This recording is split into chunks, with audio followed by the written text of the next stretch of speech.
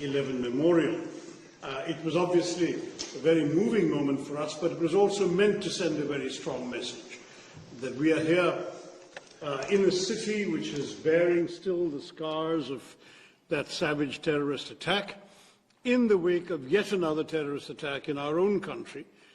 Unlike the US, I'm afraid we've had to endure a very much larger number of terrorist attacks in India.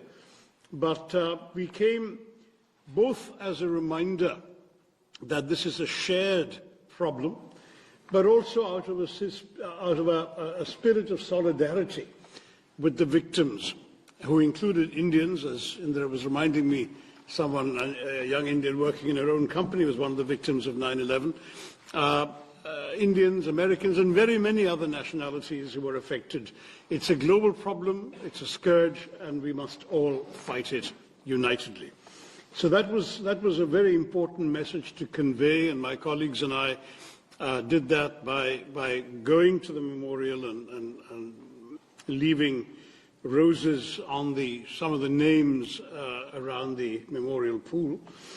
And having done that, we are now proceeding, as has been mentioned already, to 4 other countries before returning to the US, not to New York, but to Washington, D.C. on the 3rd of June, when Congress will come back from its recess as well.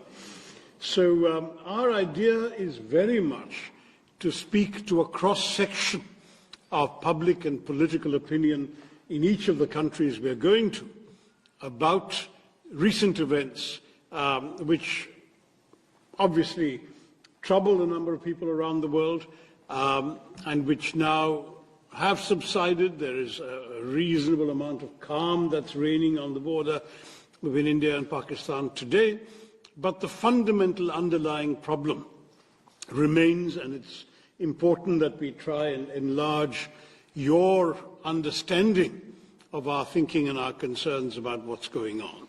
So it's for us an opportunity. We will be in every country meeting members of the executive, meeting members of the legislature, meeting think tankers and influential foreign policy experts, and at the same time interacting with the media and public opinion in every one of these places. We're on our way to Guyana tonight, where Independence Day celebrations are about to take place, and we'll be seeing the President and the Foreign Minister and members of Parliament there, and we carry on similar programs in these other countries. Vinay had asked me to say a few words about what happened. By way of context, I mean, I think you're all aware that India has tried to be focused on a very different narrative from some of our neighbors. Our focus for some years now has been on being the world's fastest growing free market democracy, attempting to focus on the development of our economy, our high emphasis on technology and technological growth, and pulling large numbers of people from below the poverty line, not just into the 21st century, but into the world and the opportunities that the 21st century offers. And perhaps in that process we had allowed ourselves in some ways to be complacent may be too unkind a word, but we had not perhaps braced ourselves sufficiently for the malign influences in our neighborhood that did not want that story, that narrative to be told in an uninterrupted manner. We had been seeing in Jammu and Kashmir, which, as you know, has for the long time been coveted by our neighbors on the other side, Pakistan, we had been seeing not just peace but increasing prosperity.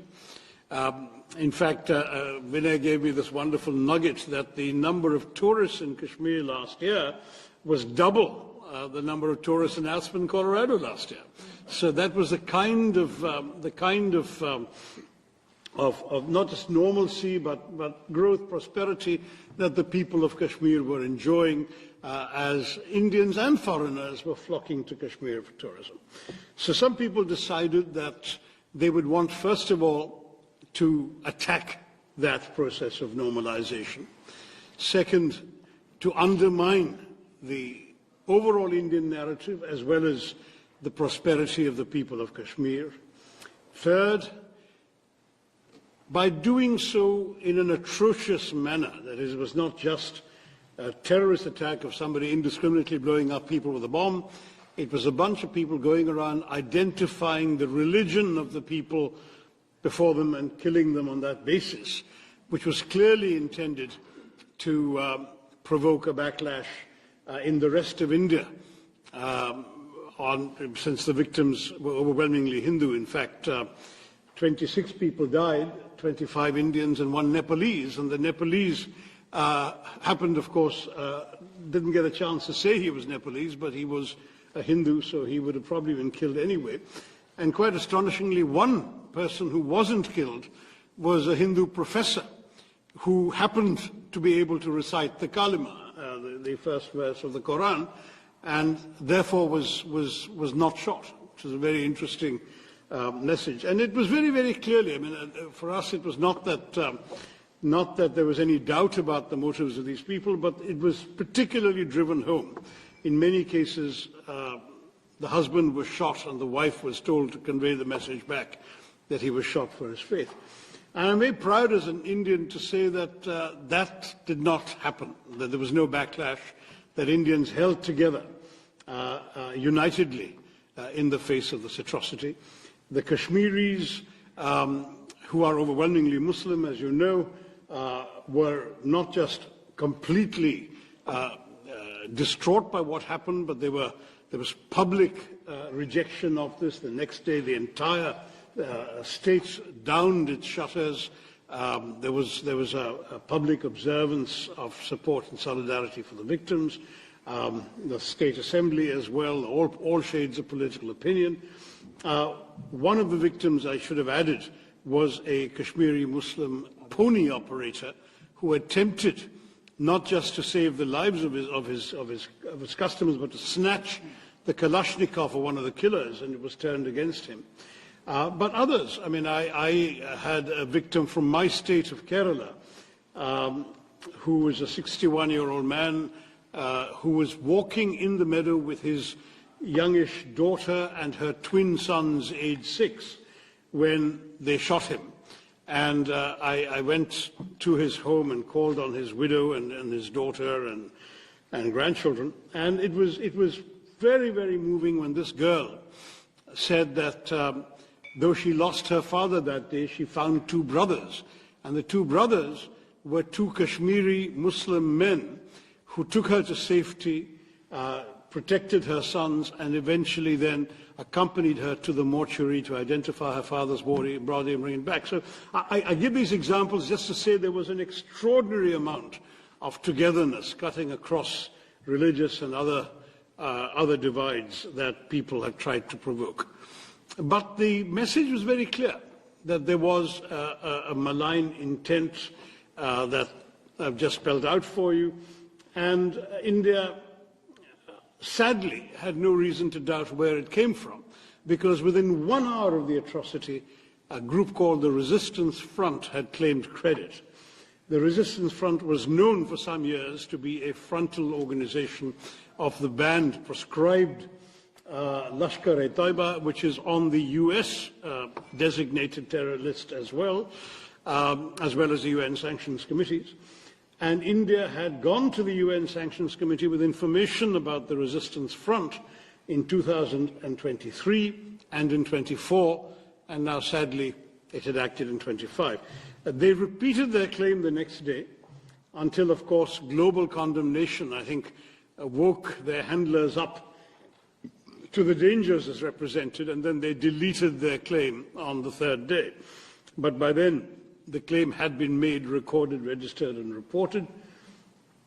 And for us, therefore, the culpability lay not just with the 4 or 5, we're not 100% sure, evil killers who came to Pahalgam and did this atrocity, but also with those who had sent them, financed them, equipped them, trained them, guided them into doing this. And since we knew where Lashkar-e-Taiba is headquartered, it has its not just a safe haven, but a rather generous 200-acre campus in a city in the heartland of Pakistani Punjab.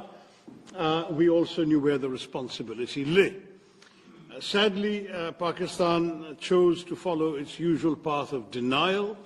In fact, Pakistan, with the help of China, succeeded in removing a reference to the resistance front from the resolution of condemnation that was drafted in the Security Council, the press statement actually, not resolution, in the Security Council of the UN 2 days later.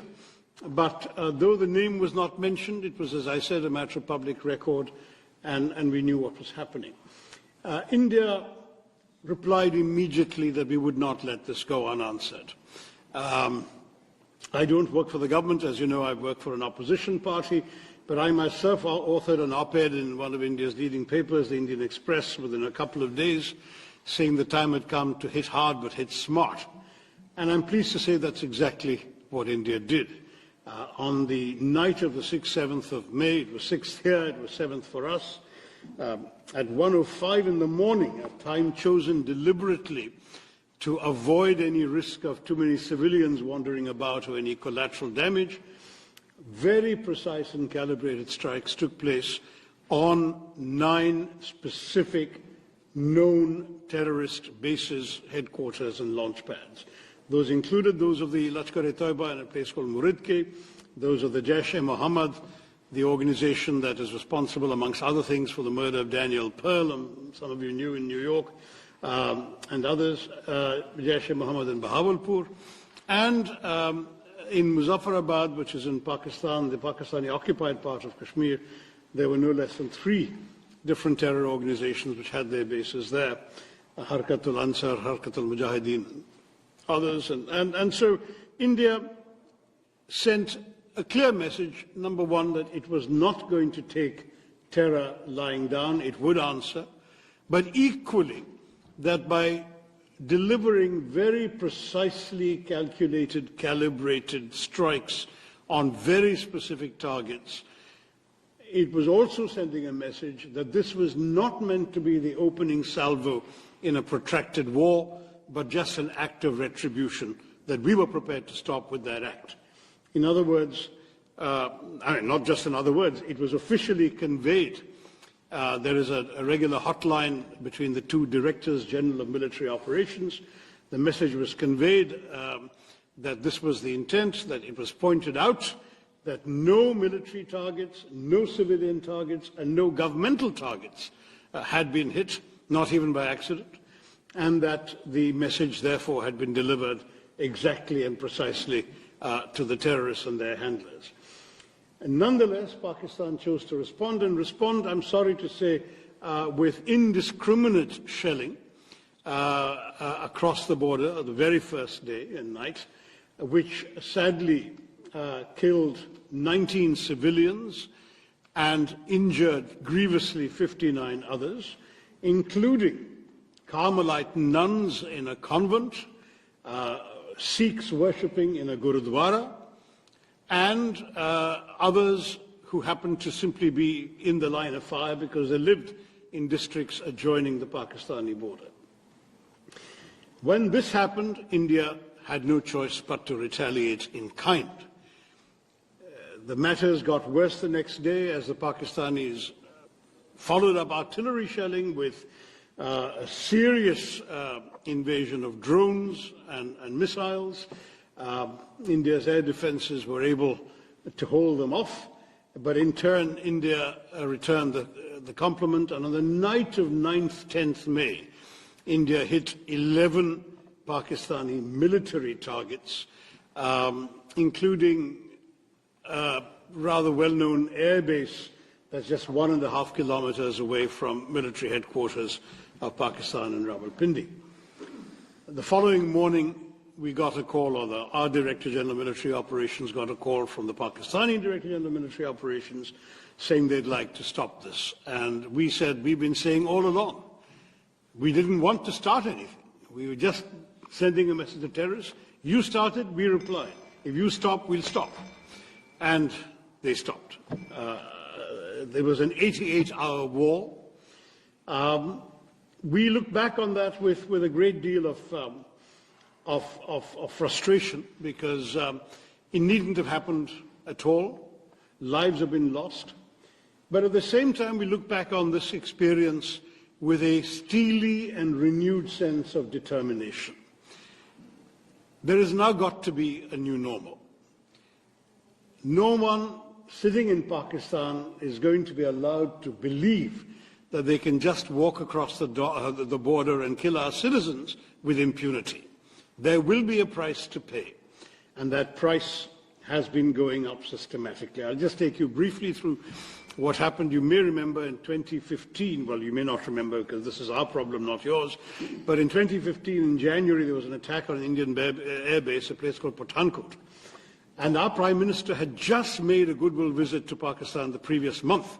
On the 25th of December, he'd attended the birthday celebrations of then Pakistan Prime Minister Nawaz Sharif, whose granddaughter's wedding was on the same day. He'd given gifts.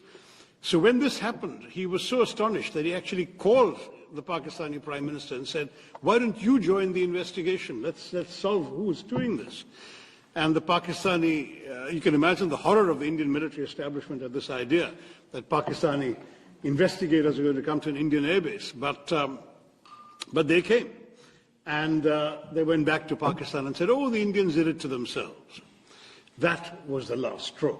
I mean, it was just we'd already gone through the horrors of 2008 in Mumbai when 170 people had been killed, and the Pakistani denials at that time were laid bare not just by the fact that we caught one of the terrorists alive and his identity, his address, his family, etc., were identified in Pakistan, but equally because that drama took place over 3 days, during which Western intelligence agencies trained their recording devices, amongst other things, on Pakistani, the chilling voice of the Pakistani handler, giving minute-by-minute instructions to the killers in Mumbai. So the evidence was there, there'd been denial, and that denial was proven to be completely false. And as you know, thereafter, the Pakistanis claimed not to know where Osama bin Laden was until he was found in a safe house right next to an army cantonment, in a city dominated by the army. This is Pakistan, and I'm afraid for us, 2015 was the last opportunity for them to behave, to cooperate, to really show they were serious about ending terror as they claimed every time that they were. And since they did not do it in January, in September 2015, there was another attack in a place called Uri, also not far from the border, and this time India breached the line of control which we had rigorously observed throughout in every previous skirmish. We had never crossed the line of control. We crossed it with a surgical strike in September of 2015. That seemed to calm things down a bit, but unfortunately in January of 2019 there was another terror attack in a place called Pulwama, killing 40 Indians at that point. And then India responded not just by breaching the line of control, but also breaching the international border and striking with our Air Force a known terror training camp in a place called Balakot. Now we have not just crossed the LOC, we have also crossed the international border.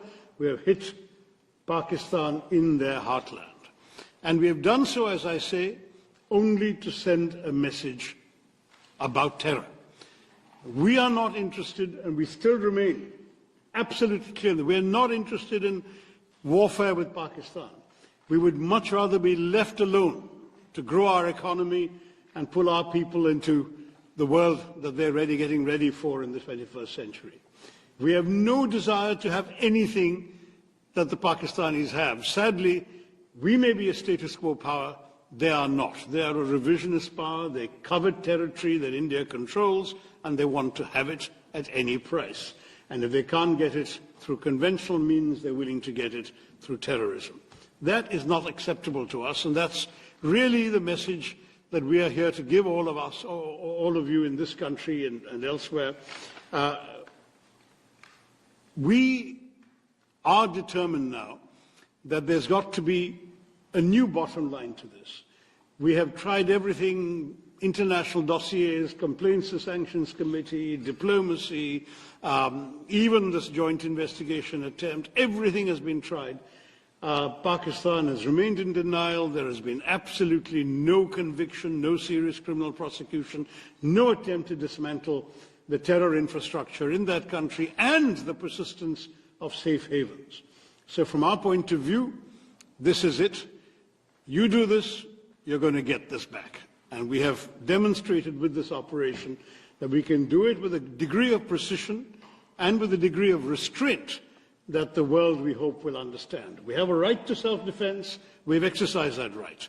We have not done so irresponsibly, and we have not done so in a way that would have warranted a wider conflagration.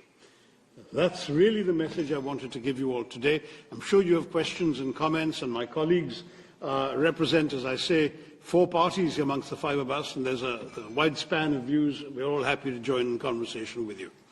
Thank you all very much once again for coming and being with us today.